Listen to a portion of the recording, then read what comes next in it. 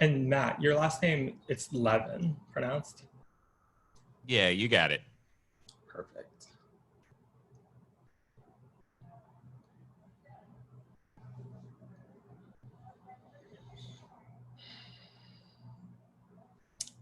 All right, hi everyone, and welcome to our update webinar on the progress so far on housing legislation in 2020.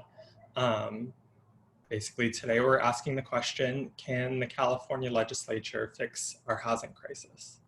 And before we launch into the meat of our webinar today, if this is your first kind of event with TechEquity, I just want to take a couple minutes to let you know a little bit more about our organization, and then we'll jump into things. So here at TechEquity, our goal is to change the conditions in which the tech sector is growing in California. And we believe an effective structural change will eliminate a culture and policies that institutionalized inequity, and this will lead to stronger, more resilient communities. We help tech workers participate in this movement in 3 ways. First, we work in education, holding events like today where we kind of update and inform our community about policy developments.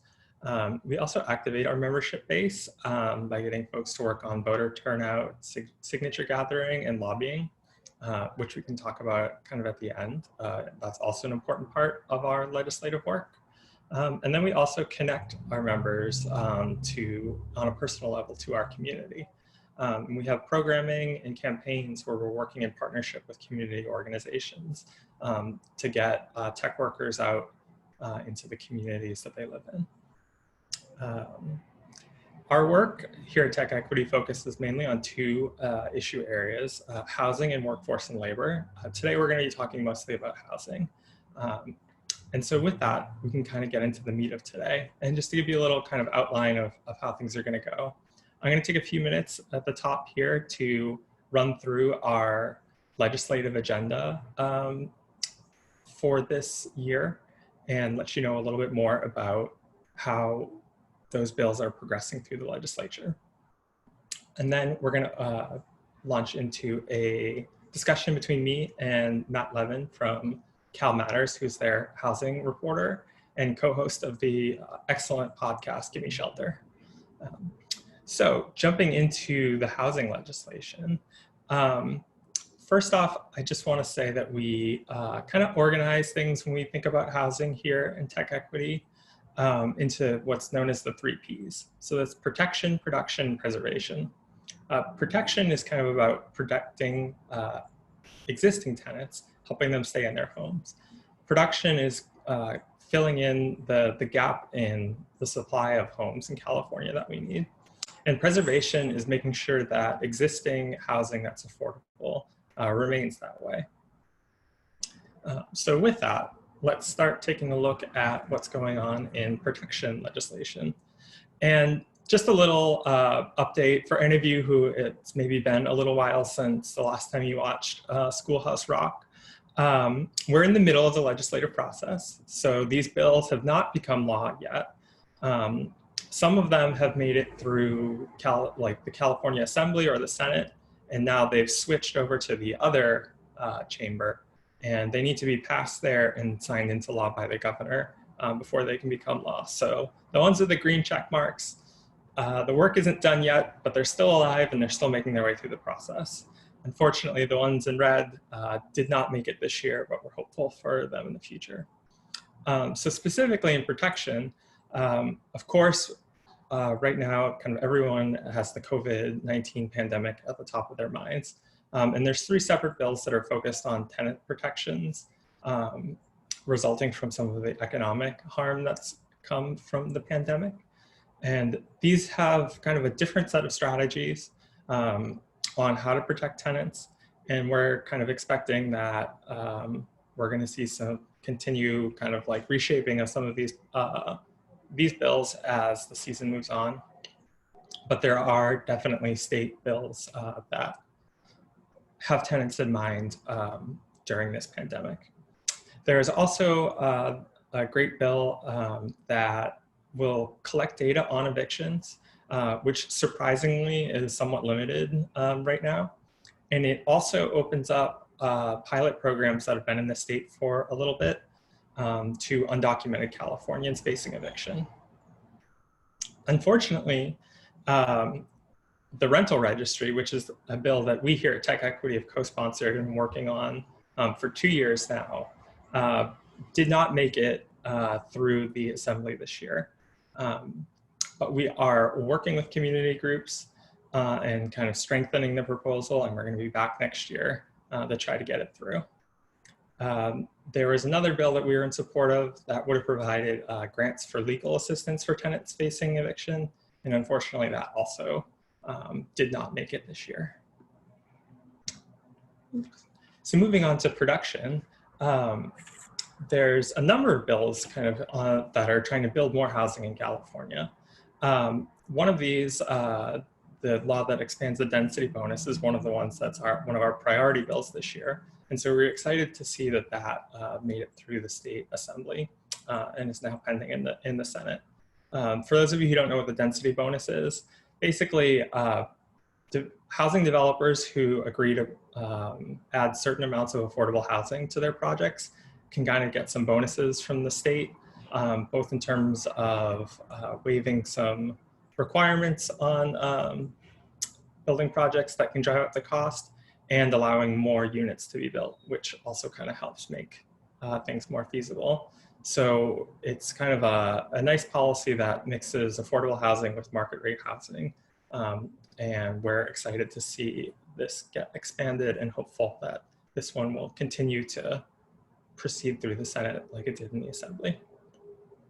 There's also a couple bills that are designed to make it easier for religious and higher education institutions to build housing on their land. And there's another bill which addresses this big issue, which we is kind of fundamental to kind of especially on the affordability side, which is basically funding. We have limited kind of sustainable funds for affordable housing here in California. So this bill would allocate $10 billion over the next 5 years to help produce housing, and specifically affordable housing. And we're excited to see this one proceed through, even despite some of the state's budget challenges this year. And then lastly, there's a couple bills that address zoning in California. So one of these would end single-family exclusionary zoning statewide and allow people anywhere in California to build duplexes, which is basically a residential building with 2 units in it, anywhere in the state. And then another one that would make it a lot easier for cities to upzone areas near public transit. And that basically means that we can have denser housing near public transit, which makes a lot of sense, both in terms of adding housing and fighting climate change by allowing people to live near more sustainable transportation options. One of the bills that didn't make it through was one about housing data in terms of housing production. We're working on an effort to kind of increase collection of data on housing. And this was part of that package, but unfortunately did not make it this year. Preservation is the last of our 3 Ps categories. And this area had fewer bills than others, but one notable one that we were supporting and has actually made it through the Senate and is now in the Assembly is this bill that would allow tenants and local governments the first opportunity to make bids on foreclosed residential properties. So these tenant groups and local governments would get about 3 weeks to be the first ones in with the bid on foreclosed properties. It does not mean, though, that the owners of those properties have to take those bids, but it does give them a bit of an advantage in that process. And we're hopeful that that might preserve some affordable housing by allowing tenants to own them directly or local governments to buy them and keep them affordable. Our last big category for this legislative update are bills that are addressing the homelessness crisis in California. These were both funding bills and have had a bit of mixed success. So the first one would allocate $2 billion annually for homelessness services throughout the state, which again, we've been talking kind of a bit about the need for sustainable funding sources. And this would be a major change in California policy to kind of put this money aside each year for homelessness services. There is a bit of a catch with this one that as it's kind of progressed through the legislative process. Originally, that $2 billion would have been automatically allocated each year. Right now, and partly due to kind of some of the budget concerns from the pandemic, the bill would only automatically put the $2 billion aside for this upcoming year and then require the legislature in the future to approve that ongoing appropriation, which is a little less ideal than kind of doing it all up front, but still kind of an improvement over the more kind of ad hoc process that's happened in the past. And then unfortunately, a bill that we really liked that would have funded homelessness services by eliminating tax break for vacation homes did not make it out of the Assembly again this year. And that's pretty disappointing to us that as a state we're kind of sending money to subsidize people's second homes while far too many Californians right now don't have a home at all. And so that's something that we're going to be kind of keeping an eye on in the future and hopeful that in future legislative sessions we'll be able to get through.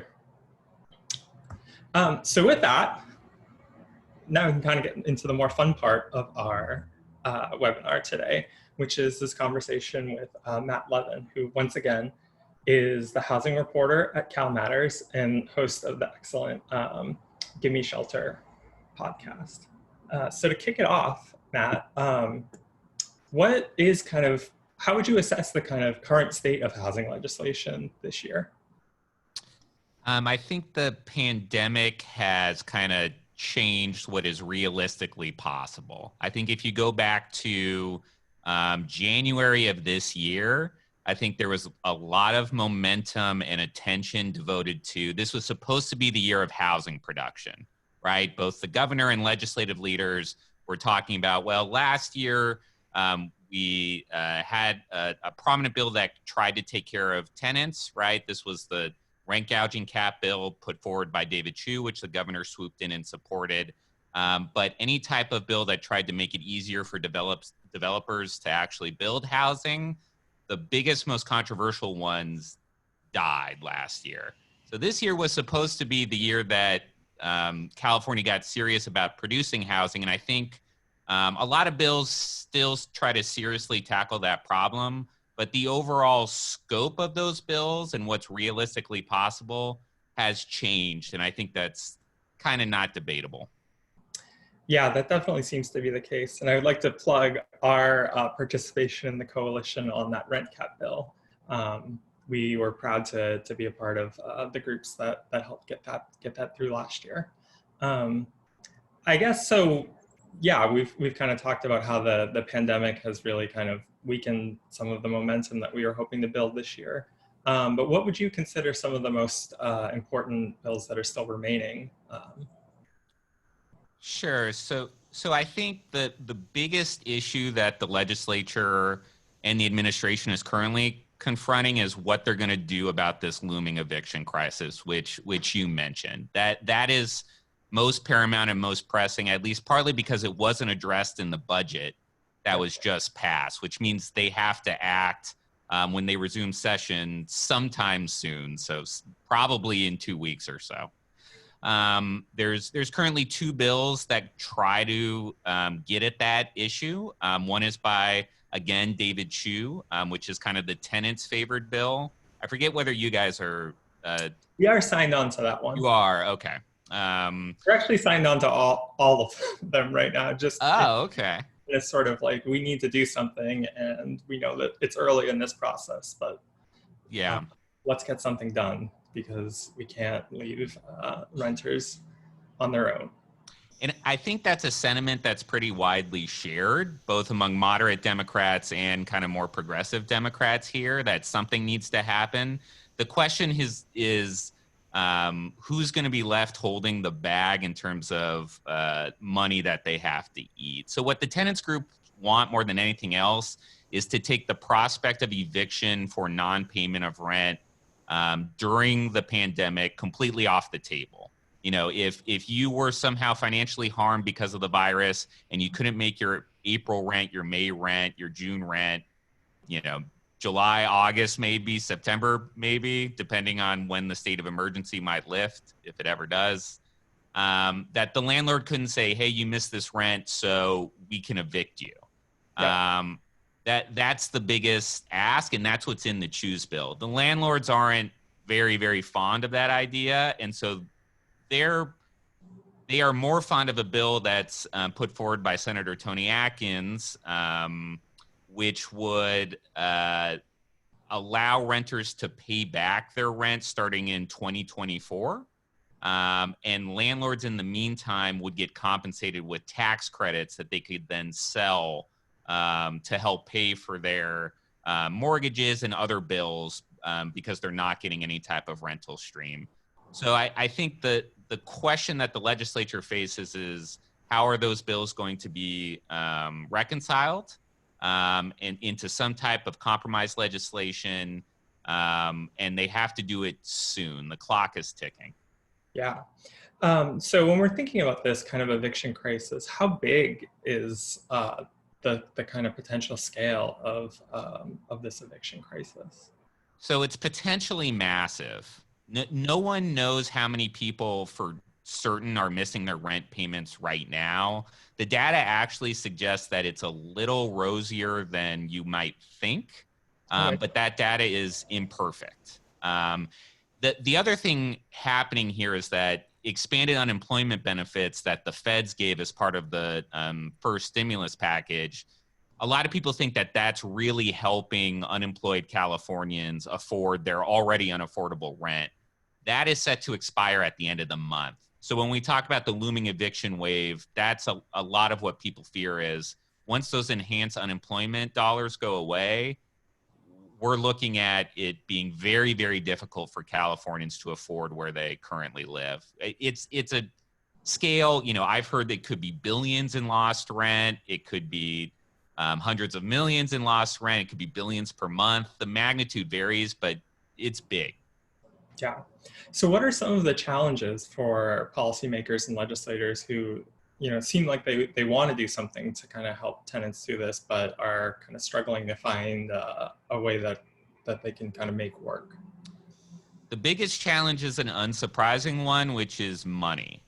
Yeah, because as you mentioned, the state budget's picture, it was pretty bleak, right? We were facing a $54 billion deficit. So, the part of the intuitive solution here is renters can't afford their rent.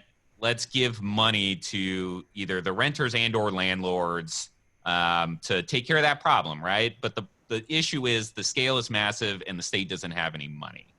So that's why this Atkins proposal is kind of interesting. It is a creative kind of end around with that, where they say like, well, landlords, you can get a tax credit for the year 2024 in the amount of your missed rent payment, and then you can sell it now to meet your needs. Landlords they rather have cash, right? You rather just have a check from the state or federal government. So that's the biggest obstacle. And then the other obstacle is like timing.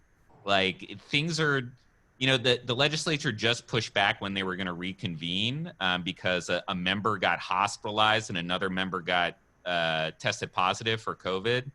And so they're operating under a really compressed time frame in crazy circumstances, like kind of we all are. So they just kind of like practically, it's difficult to hammer out deals and make sure legislation has all the details that you would want in it in this type of environment. And is there anything that like cities or local governments have been able to do on this front? Yes. And cities and counties have been kind of more proactive, especially kind of more coastal progressive ones, definitely than the state has. So, Los Angeles, San Francisco, LA County, San Jose have all put out their own eviction moratoriums. LA has its own repayment plan. San Francisco is preventing landlords from attempting to increase rents. I think that went through. Okay. You might know better than I do. I think it was a Dean Preston thing. Yeah, that one. I'm not sure if it got kind of finalized yet, but okay. Yeah, I think Oakland has done. Yeah. I'm an Oakland resident, so that one has been particularly resonant for me. But yeah, I thought Oakland had something about kind of taking some evictions off the table, but I'm not sure of the details. Do you know specifics on that one? I don't. A lot of I think that actually speaks to a lot of what tenant advocates want here at the state level, which is there is a sometimes confusing web of what's happening at the local level with eviction moratoriums and rental assistance. And so having some type of blanket statewide policy might help a lot of what the local tenants activists want to do. Sounds great.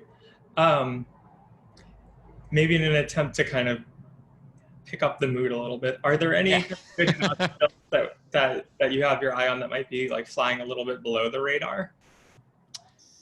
I don't know if I'd say it's below the radar now. I'm especially interested in what happens with SB 899, which is that Scott Wiener bill, which sounds like you guys have signed on to. Yes.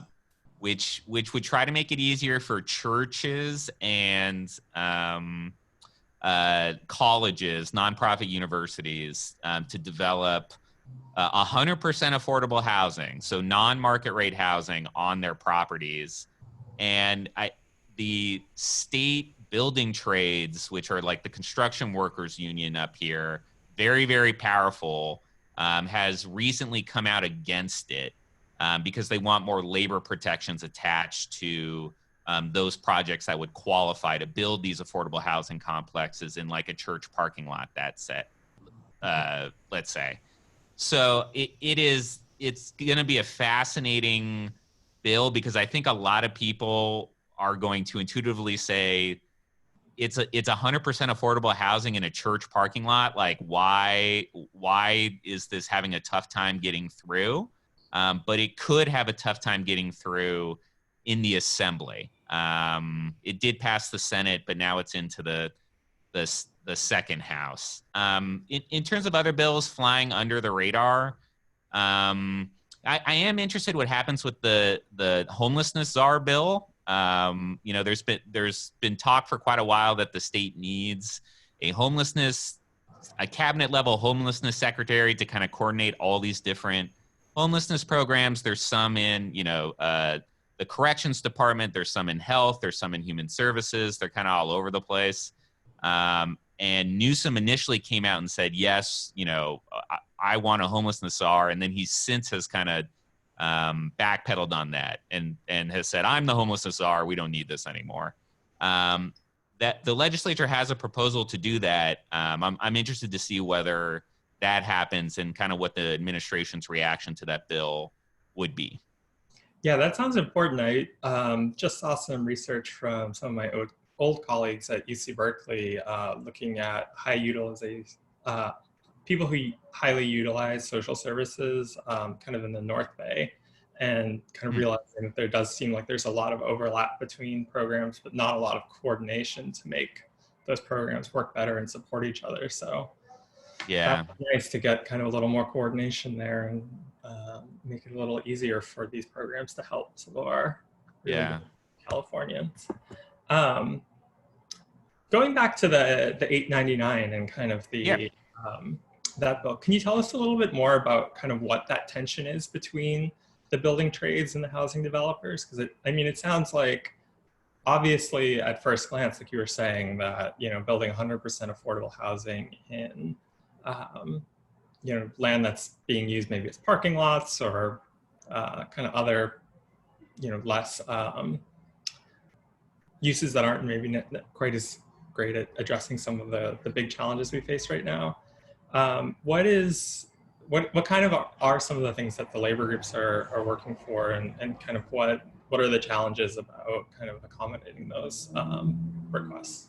Sure. So I think it's partly policy and partly personal. And maybe personal isn't the right word actually, but I guess politics.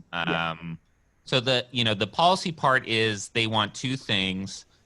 This thing called prevailing wage, which basically says that if you're going to build a project, a housing project of a certain size, you basically have to pay union level wages. The interesting wrinkle there is like affordable housing, because it's almost always publicly subsidized in some way, usually has those requirements on it regardless. So it's just missing from this bill right now, which is somewhat interesting in and of itself. The second part is this requirement for a quote unquote skilled and trained workforce, which basically means a certain percentage of the actual construction workers building a house have to have gone through an approved apprenticeship / training program. And nonprofit housing developers, especially those in the Central Valley or more rural parts of the state, will tell you this is going to be really difficult for me because I'm already having trouble finding construction labor to build my projects. So that's the policy portion of it. The politics portion of it is, Senator Wiener has been a very controversial figure in the state legislature with his push for Senate Bill 50 and, his other kind of pro-housing, pro-development stances before. He's had kind of like an on-again, off-again relationship with the building trades. Sometimes they're on his side, sometimes they're not. So I do think there's a mix of the political and the policy on this particular bill, which is why it's so fascinating. And has that kind of dynamic been an issue for any other bills that were up this year? I feel like you know the answer to this question. I do. But I want to keep talking about it. Sure. So yes. So there were a couple bills, not as high profile as the ones you referenced earlier, but there was bill that California YIMBY, the Yes in My Backyard folks really wanted, which would have made it easier to build kind of smaller scale developments throughout California. It was kind of their top priority after SB 50 went down, I'd say, along with some of the stuff in the new housing package. And that bill was shut down in the Assembly Appropriations Committee. And that is likely because the state building trades opposed it because they wanted certain labor protections attached to it. And there's been other examples as well. Thanks for clarifying that for everyone. Yeah. And in there, I heard you mention kind of the Senate housing package. Yeah. Can you tell us a little bit more about that, kind of what bills are in there and how much of an impact we think some of them might have? Sure. So I think context is important here, and also speaks to your earlier question and point of how the pandemic has changed things. After Senate Bill 50 died in the Senate, which was, I'm sure most of your audience knows, but just for those who don't, it was a very, very controversial bill that would have forced cities to allow apartment buildings near public transit, and also in some quote unquote high opportunity neighborhoods with like good schools, good jobs. When that bill died, legislators said, okay, we didn't do this, but we have to do something, right?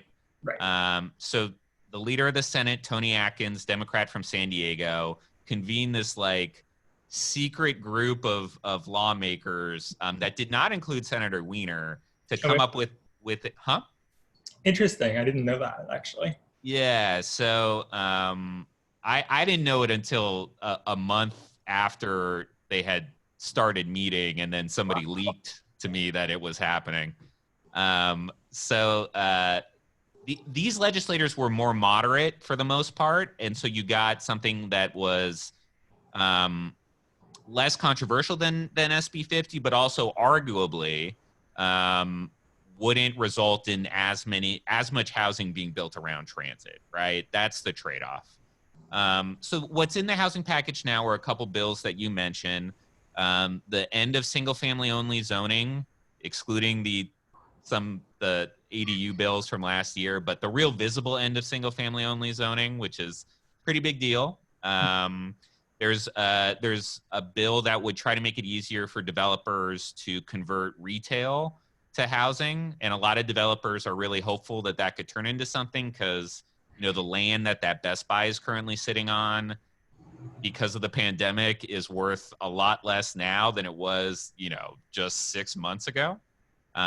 So there's hoping there's opportunity there.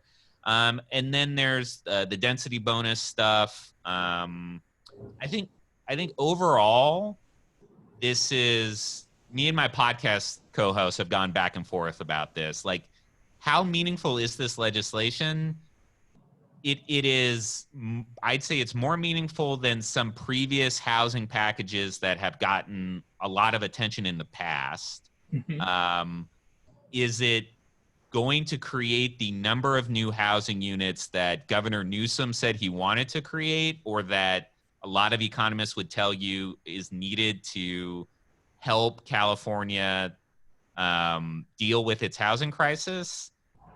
Probably not. Although I think there's some new UCLA research out, I think as of yesterday, that does give a more kind of sanguine estimation of how many units might actually be created. So, yeah, I know that was kind of a mixed mouth answer, but what do you think? Yeah, I think I'm kind of in that same boat as, there might be some laws in here that kind of have a bit more of an effect than we think. But if we also think that, we're in this 3.5 million home hole, it's hard to see that, 2 years into the Newsom administration, that we've gotten kind of on a pace to get out of that. And yeah, it does seem kind of disappointing. Certainly, like, some of the bills that we've signed on to seem like they've been kind of scaled down as the legislative process has gone along. And interestingly there, I think some of that, it seemed like, was a response to the pandemic, which is understandable and, perhaps kind of unavoidable. But, the ending the single family zoning bill, is now only granting the right to duplexes, but that started out, in larger cities of, granting rights to the quadplexes. Is that what we're calling them? The 4-unit buildings. Yeah, yeah, Uh, yeah. so I think I don't know. I think it's tricky. It is. It is. I think also, I mean, the money part of this also plays into it because before the pandemic hit, I could have easily seen a big funding bill for affordable housing included in the housing package, affordable housing / homelessness. And that's kind of a sweetener politically for cities who may not like, the encroachment on local control over housing decisions, but at least, hey, we get this money, which they would argue they need. Yeah. But when the pandemic hit, that the possibility disappeared because the budget was in tatters. So, also stuff like the impact fees. There was a suite of bills early on. I remember standing outside. Yeah, I think a lot of people have.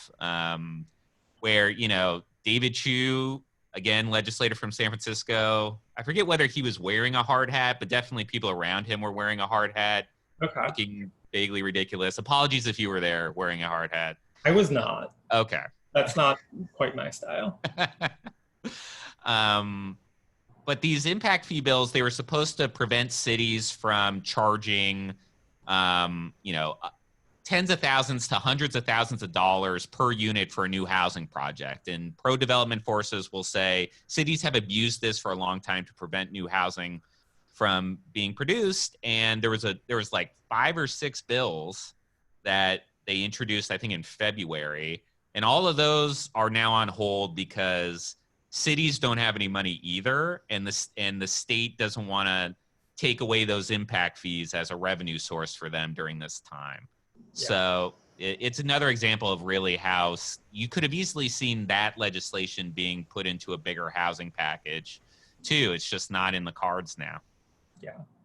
I just want to remind folks that if you have questions for Matt and I, to drop them into the Q&A, which our Director of Advocacy, Megan Abel, is monitoring. And in a few minutes, we're going to get into those. I just have a couple more questions for Matt, and then we're going to open it up for the rest of you. Kind of my last one here actually relates a little bit tangentially, but I would say not exactly, to our rental registry bill that has been near and dear to our hearts for a couple of years. Especially when we're looking at kind of dynamics in changing rents. We've seen some reports out recently that like in San Francisco, rents are down 10 or 11%. And I know that from the work that we've done on the rental registry, that some of these existing sources aren't always as accurate as as the attention maybe that they get sometimes. And it's not necessarily the fault of the groups putting those out. It's coming up with, comprehensive data on just what rents are in California is pretty tricky. I was wondering what your kind of opinion was on some of those numbers that we're seeing. Do we think maybe that rents in some of these really expensive markets are starting to fall? Yes.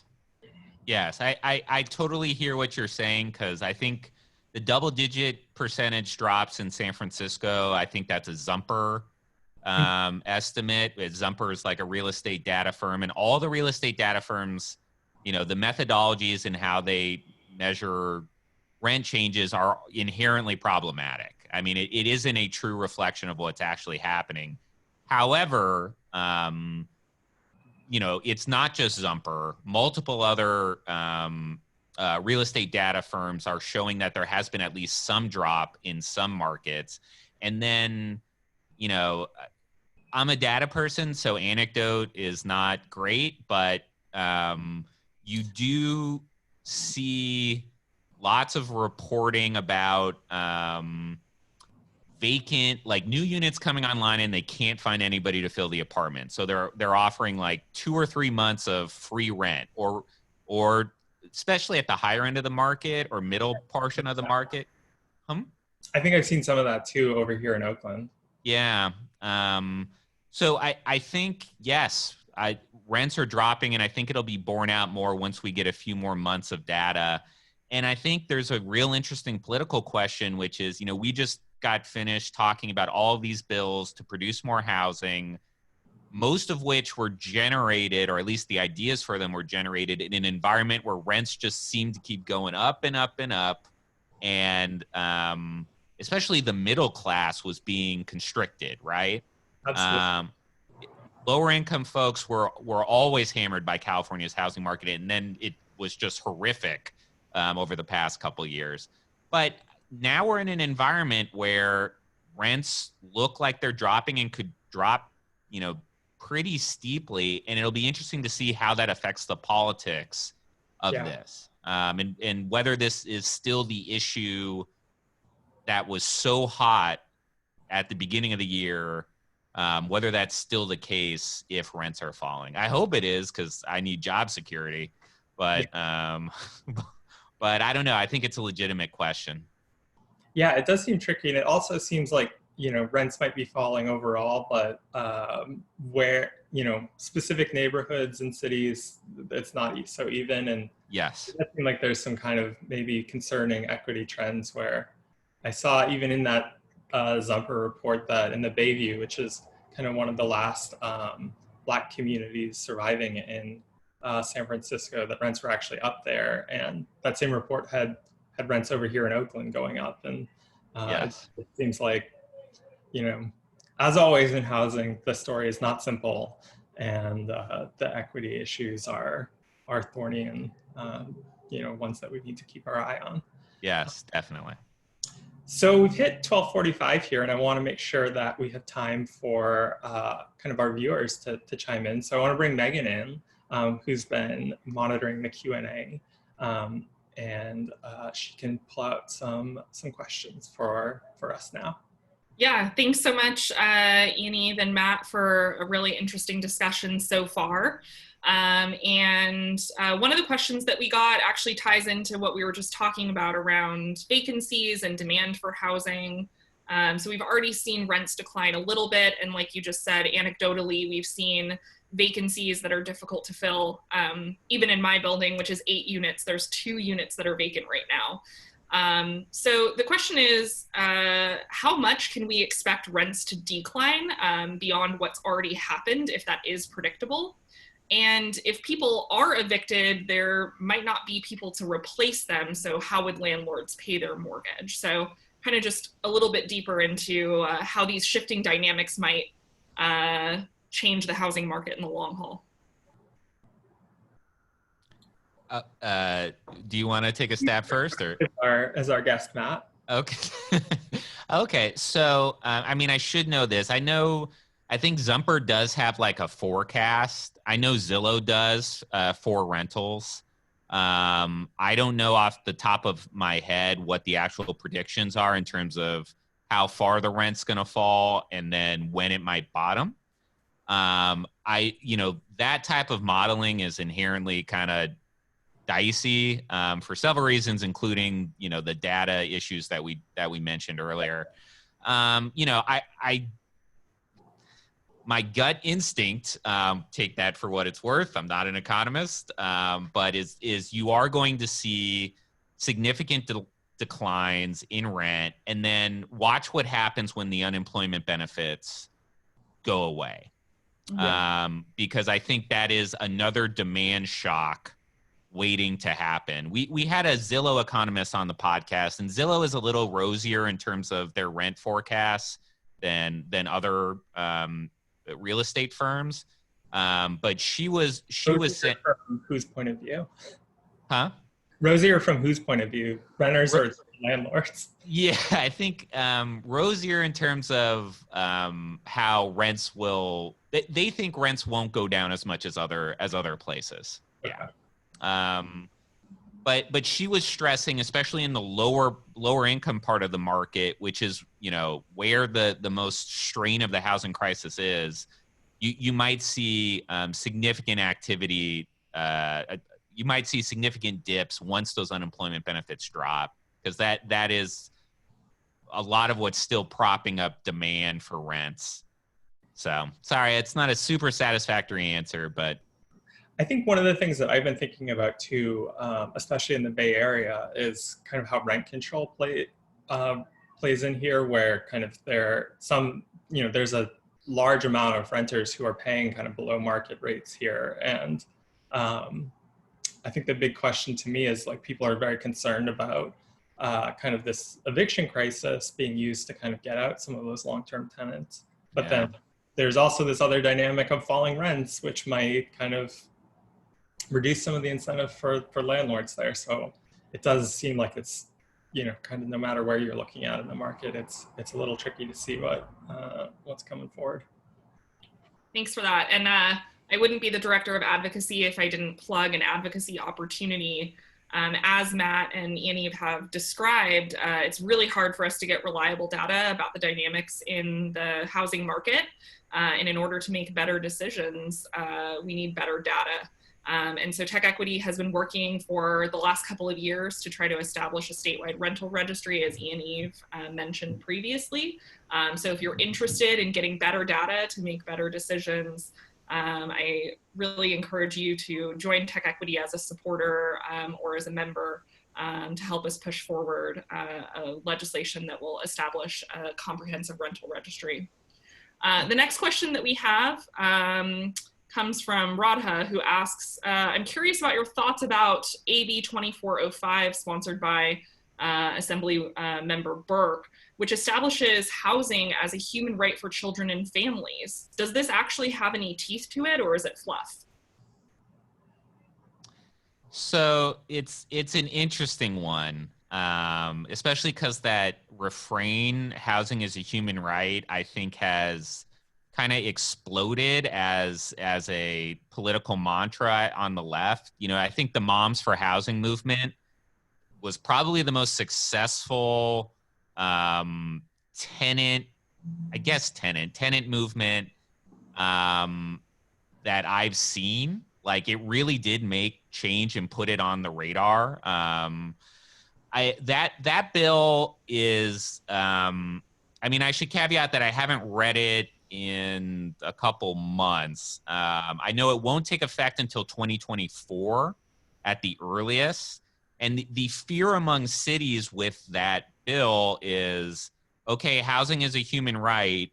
If you make it a legal right, and it's just for families and children, we should make clear. It doesn't extend to all people experiencing homelessness. This is just families and children. If you make it a right, can we get sued and have to cough up money that we might not have to build the housing that people who are homeless need? And then the advocates will say, well, that's what needs to be done, right? Like, if you know, we've tried to get it through the legislature, we've tried to do it through the administration, now nobody has money. You know what? That's why we're going through this strategy, right? It's an interesting one. I think the 2024 part is important because I think if it does pass, they will revisit it before it actually comes into law to iron out how enforcement actually works. I don't know if you have thoughts. Yeah, that's sort of what I've been thinking too, is that it's this tricky thing where it establishes the right but doesn't take the step to, you know, kind of back that up with the resources that, you know, are required to kind of make that right a reality.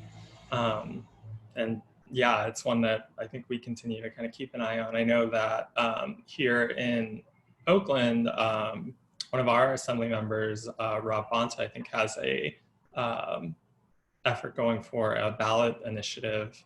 I don't think this cycle, but maybe in the future, kind of on a similar vein about establishing housing as a right. And, you know, I think it is unfortunately not kind of the silver bullet that we might be looking for, but kind of highlights some of the kind of core issues in the housing crisis.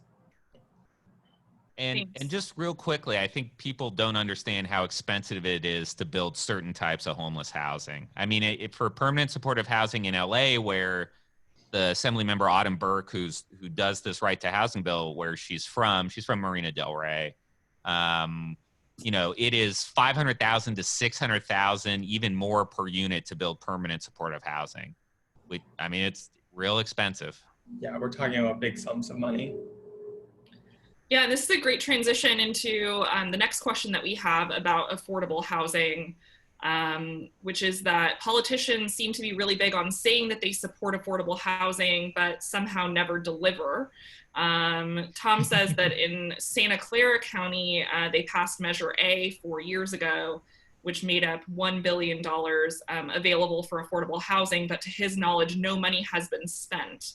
So can you talk a little bit about kind of the bottom end of that funnel? We passed the law, we raised the money, why isn't the housing going up? And then maybe to put a finer point on this, LaDonna is asking, is this really an affordable housing crisis, or is this a vacancy issue where landlords are holding apartments off the market? So kind of combining those two questions. Sure. So the first one, your experience in San Jose is not unique. I think probably the best known experience where a city appropriated a huge sum of money and people aren't seeing visible results yet is what happened in LA, which passed $1 billion initiative, $1 billion bond to fund permanent supportive housing. And it took them a while to start creating these units. And so it's a complex question, but the big barriers that conceivably a government could control, and there's action at the state legislature to try to fix some of these. A lot of it is city council members and neighborhood associations. They don't want homeless housing. I shouldn't say all. Some of them don't want homeless housing in their districts. They don't want it down the street. They don't want it 2 blocks from where they live. And in their backyard, they might say. Yeah, so physically finding the place and avoiding litigation and political opposition is part of the reason why it takes so long. The approval process to get a new project approved by the local government can also take a long time in terms of environmental review, design standards, whether they have to change zoning ordinances to allow this type of housing. That contributes to it as well. Then there's also, it's expensive and you can't build, I don't know, if you're going to build real permanent supportive housing, you can't build it overnight. I mean, it's just, it does take a little bit of time to like physically build it, right? And provide the services that people who are in the housing need. So you can't just take people, for the chronically homeless, often you can't just take them off the street and put them in the building. You have to have case managers and other workers there to help them. On the vacancy issue, let's get your thoughts first on the vacancy issue. I have looked into this one before because it's definitely one that, a point that seems to come up a lot. Personally, I don't think that this is, really the driving force behind the kind of rental housing and homelessness crisis that we're seeing in California.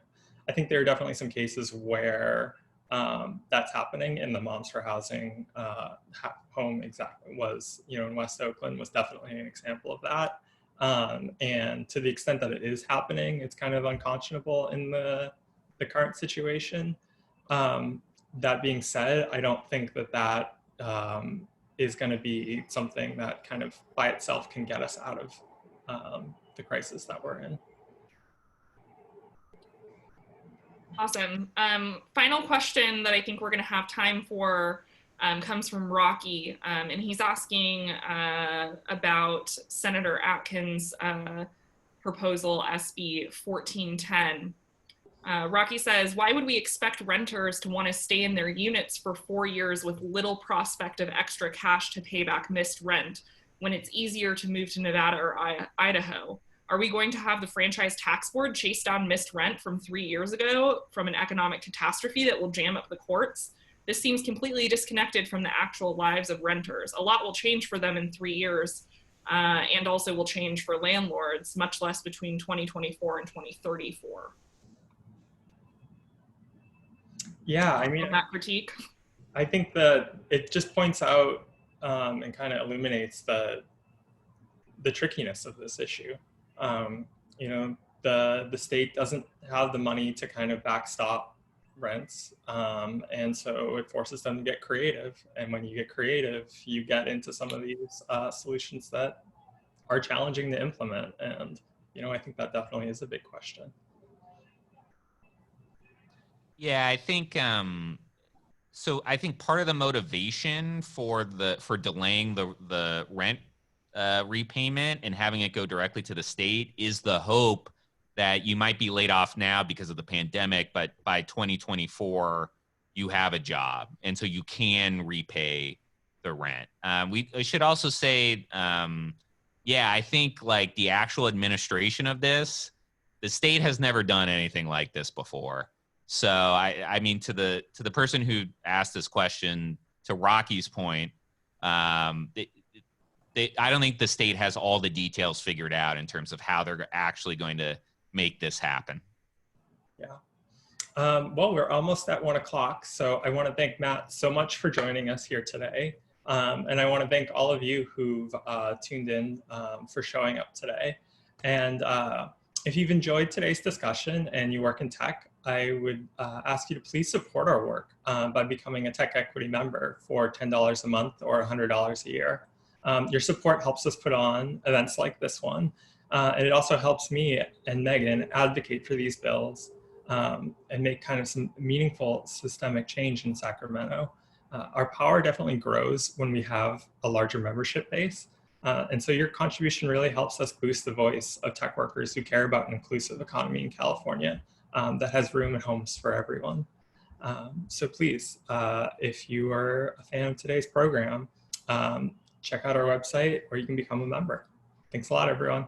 And can I just do a real quick plug? Absolutely. Okay, so I am the only full-time housing reporter in the Capitol since my podcast co-host left for LA so he can live his big city dreams.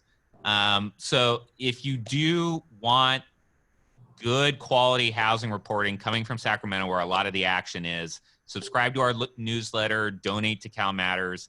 I'm going on vacation next week, and there's no full-time housing reporter in the Capitol for next week.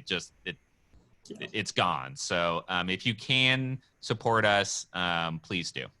I definitely second that. I read Matt and CalMatters work every day, and I don't know how I'd do my job without it. So definitely think about helping them out too. Thanks, everyone. Thank you. Bye.